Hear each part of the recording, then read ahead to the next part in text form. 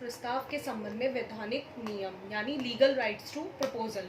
First one is प्रस्ताव स्वीकार करने योग्य हो, यानी प्रस्ताव इस प्रकृति का होना चाहिए कि उसे दूसरे पक्षकार द्वारा स्वीकार किया जा सके तथा इसके द्वारा बने ठहराव को विधान द्वारा परिवर्तन कराया जा सके।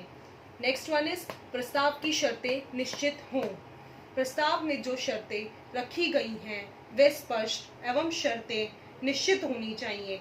अस्पष्ट एवं अनिश्चित शर्तों के द्वारा ही किया गया प्रस्ताव पक्षकारों के दायित्वों पर कोई प्रभाव नहीं डालता है। उदाहरण के लिए, एक व्यक्ति ने दूसरे व्यक्ति से एक वस्तु खरीदने का प्रस्ताव स्वीकार किया। यह एक अनिश्चित एवं अस्पष्ट प्रस्ताव है क्योंकि इसमें ना कोई वस्तु निश्चित है, ना उसका मूल्य, ना ही समय, ना कोई सीमा निश्चित है। अतः यह विधान की नजर में क्या है? अपरिवर्तनीय है।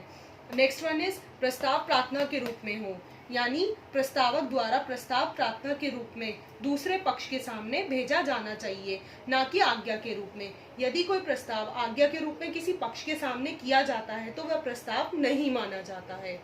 नेक्स्ट वन इज प्रस्ताव का संवहन होना चाहिए, यानी प्रस्ताव का संवहन होना प्रस्ताव के पूर्ण होने के लिए आवश्यक है। अतः उस व्यक्ति के सामने रखा जाना चाहिए जिसकी स्वीकृति उस प्रस्ताव के लिए चाहिए। स्वीकारकर्ता के सामने प्रस्तुत किए गए उस प्रस्ताव को स्वीकृत नहीं माना जा सकता है।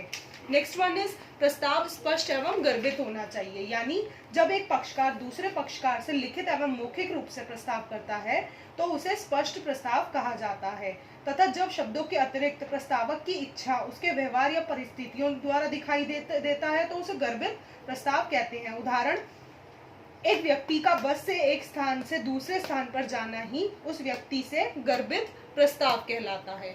नेक्स्ट वन इज प्रस्ताव किसी संभव कार्य के लिए होना चाहिए, यानी प्रस्ताव किसी संभव कार्य को करने के संबंध में होना चाहिए। यदि प्रस्ताव असंभव कार्य करने के संबंध में हो तो उसे व्यर्थ माना जाएगा, क्योंकि ऐसे प्रस्ताव के लिए कोई भी पक्षकार उत्तरदायी नहीं होता है।